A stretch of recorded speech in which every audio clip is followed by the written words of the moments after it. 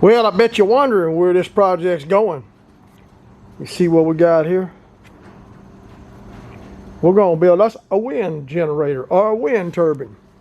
Now this is just a short clip of what we got and what it looks like. So hopefully the next couple of days we'll be able to put you out the full video, and we're going to be testing. This is basically going to be a test unit for different motors. Now we're going to start with this one right here, 24 volt motor, DC, and we're going to see what it puts out.